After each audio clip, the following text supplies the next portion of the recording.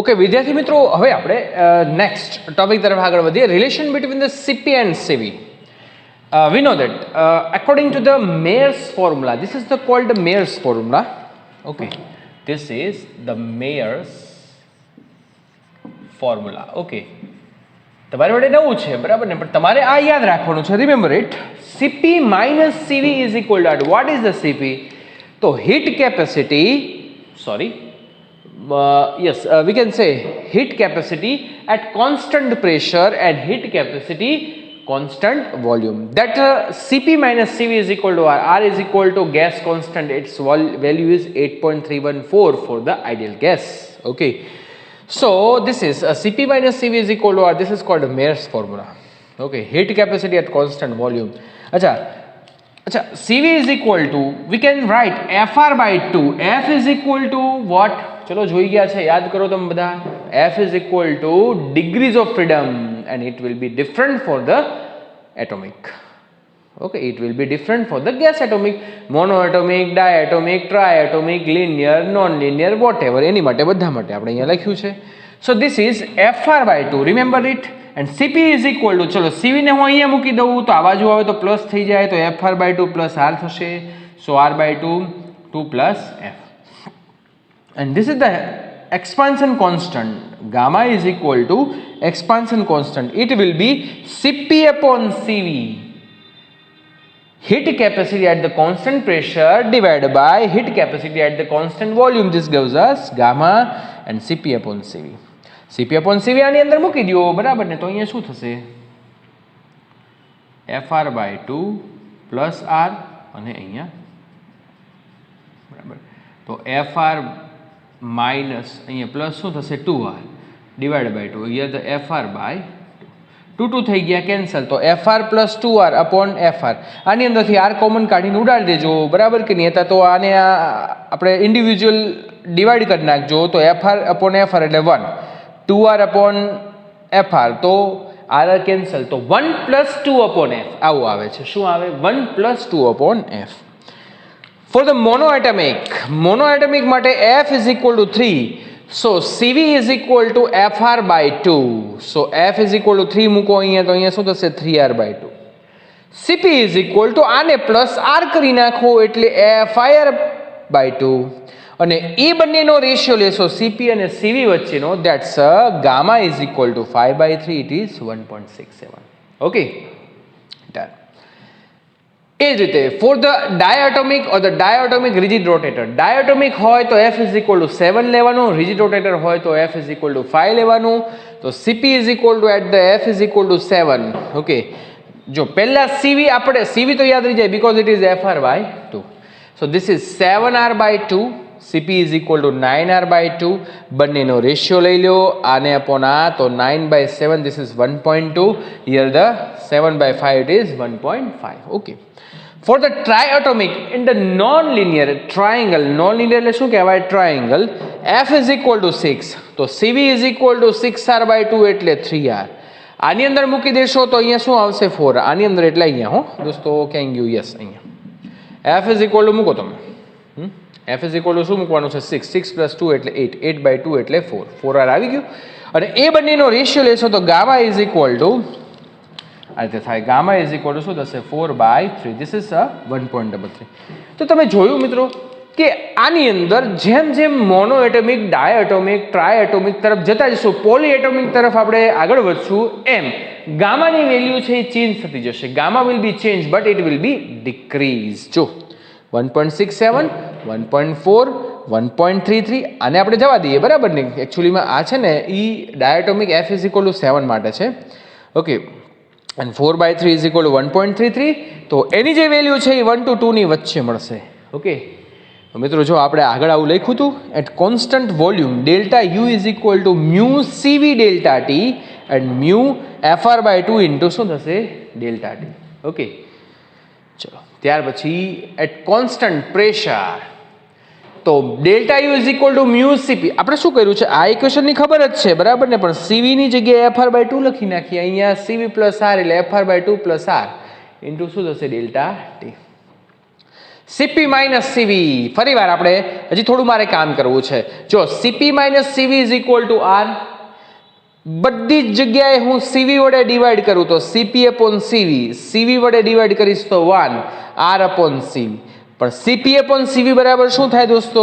Yes કઈ ગયો? Yes, CP upon CV is equal to gamma expansion constant. તો gamma minus 1 is equal to R upon CV. CV ને subject બનાવો, આને ઉપર લઈ જાઓ, આખા બ્રેકેટ નીચે લાવો તો આર અપોન શું થાય? Gamma minus 1. મિત્રો યાદ રાખજો, આના એમસીક્યુ આપણે આવશે. CP is equal to CV plus R. તો મેં શું કર્યું છે કે આ સીવીની વેલ્યુ આપણે અહીંયા સીવીને આ બાજુ લઈ જઈએ તો આર પ્લસ સીવી થઈ જાય.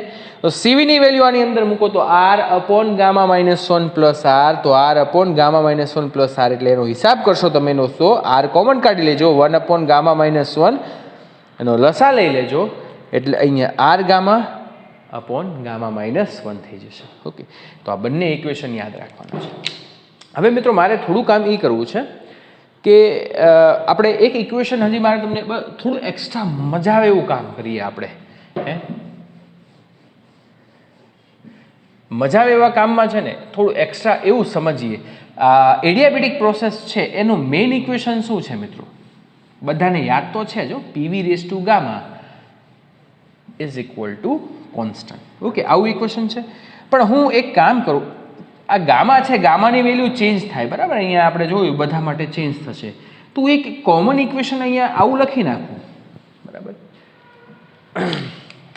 કે ઇફ સપોઝ કે પીવી રેસ ટુ એક્સ, એક્સની વેલ્યુ ગમે તે હોય, બરાબર, is equal to constant. At this time we want to find out the heat capacity at constant volume pressure. એનું ડિસ્કશન કરીએ છીએ, પણ એનું કોમન ઇક્વેશન છે R upon gamma minus 1 plus R upon 1 minus X. જો હવે હું તમને સમજાવું કઈ રીતે. સપોઝ કે કોન્સ્ટન્ટ પ્રેશર હોય, એટ કોન્સ્ટન્ટ પ્રેશર. હવે સમજો, બહુ જ આમ થોડું આની અંદર લોજિક લડાવવું પડે એમ છે.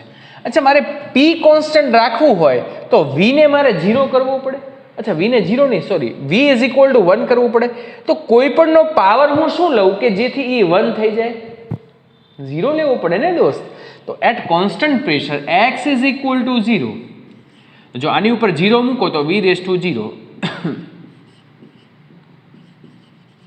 સો we can say it is p constant.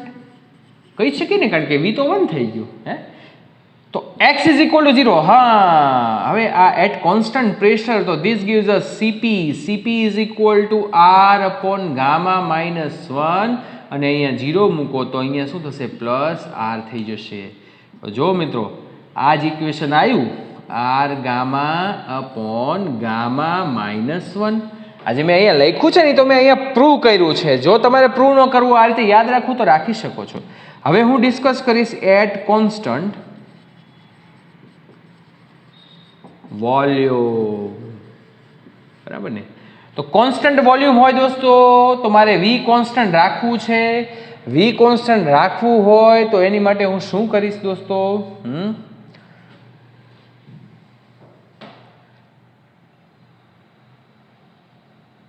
અચ્છા, સોરી, કોન્સ્ટન્ટ ટેમ્પરેચર લઈ લઈએ આપણે. કોન્સ્ટન્ટ ટેમ્પરેચર લઈ લઈએ, બરાબર ને? વોલ્યુમ કોન્સ્ટન્ટ આપણે પછી લઈશું. એટ કોન્સ્ટન્ટ અચ્છા, temperature constant or according to the Boyle's law, PV is equal to શું થાય? કોન્સ્ટન્ટ થાય કે નહીં? PV is equal to constant. PV is equal to constant થાય દોસ્તો, તો વી ની મારે પાવર 1 કરવો જોઈએ. તો x ઇઝ ઇક્વલ ટુ શું લઉં છું હું? 1. x ઇઝ ઇક્વલ ટુ 1 લો તો PV is equal to constant થઈ જાય. તો x ઇઝ ઇક્વલ ટુ અહીંયા 1 લઉં તો c at the constant temperature, x is equal to અહીંયા 1 મૂકો, 1 માઇનસ 1 એટલે 0. કોઈના અપોનમાં 0 આવે ઇન્ફાઇનાઇટ, ઇન્ફાઇનાઇટ પ્લસ 1 કરો તો શું થઈ જાય મિત્રો? ઇન્ફાઇનાઇટ. ઓકે, હવે પ્રેશરની તો આપણે વાત થઈ ગઈ. હવે આપણે કોન્સ્ટન્ટ પીની ઉપર જો આપણે એક્સ જેમ ચેન્જ થાય ને એ પ્રમાણે આપણે કામ કરવાનું હોય, બરાબર? યસ. આ કોન્સ્ટન્ટ પ્રેશર એટલે કયું થાય? આઇસોબેરિક પ્રોસેસ, બરાબર કે નહીં? Isobaric process. ઓકે, આ જે કોન્સ્ટન્ટ ટેમ્પરેચર છે તો આઇસોથર્મલ પ્રોસેસ યાદ રાખવાનું છે, બરાબર ને? શું? Isothermal process. અને એટ કોન્સ્ટન્ટ છેલ્લું કામમાં બાકી રહી ગયું છે constant heat. It means adiabatic process. Adiabatic process હોય તો હું x ઇઝ ઇક્વલ ટુ શું લઉં, ગામા લઉં કે નહીં? કારણ કે એડિયાબેટિક પ્રોસેસ મને યાદ છે PV raise to gamma is equal to constant. તો PV raise to gamma is equal to અહીંયા મને શું મળે છે? કોન્સ્ટન્ટ મળે દોસ્તો, બરાબર કે નહીં? તો મને કોન્સ્ટન્ટ મળે દોસ્તો, તો હું અહીંયા ગામા લઈ લઉં તો 1 માઇનસ ગામા, તો here the she is equal to શું મળશે? R1 okay this is gamma minus 1, here the 1 minus gamma. એટલે આ ગામા માઇનસ 1 અહીંયા 1 માઇનસ ગામા છે, ગામાને આગળ લઈ જાઉં, 1 ને પાછળ લઈ જાઉં તો માઇનસ R. યસ, તો એની માટે શું થઈ જશે? Heat capacity at the constant heat it will be 0. કારણ કે હીટ ટ્રાન્સફર થાય નહીં તો હીટ કેપેસિટીની જરૂર શું છે? તો એ 0 થશે. ઓકે, તો વેરી મોસ્ટ ઇમ્પોર્ટન્ટ આજે આપણે કામ કર્યું છે. બધાએ વ્યવસ્થિત કામ કરવાનું છે મિત્રો. બધા ઇક્વેશન અલગ બુકમાં લખી નાખો, પેજમાં લખી નાખો, વોટ એવર તમે ગમે ત્યાં લખો પણ મોઢે કરજો, નહીંતર પછી પ્રોબ્લેમ પડશે. હા, અઘરું પડશે. કેમ કે અઘરું પડે પણ ઇમ્પોસિબલ નથી, પોસિબલ છે. પણ તમે આને ખાલી 2-3 વખત લખી નાખો, યાદ રાખશો ને, ખાલી દિવસમાં 2-3 વાર રિવાઇઝ કરી નાખો એટલે તમને છે ને ફૂલ્લી શાંતિ, કોઈ પણ પ્રકારનું ટેન્શન રહેશે નહીં. ઓકે, તો મિત્રો આટલે સુધી રાખીએ છીએ. નેક્સ્ટ ટાઈમ આપણે ફરીવાર આગળ વધશું. ત્યાં સુધી બધાને good bye, take care, thank you very much.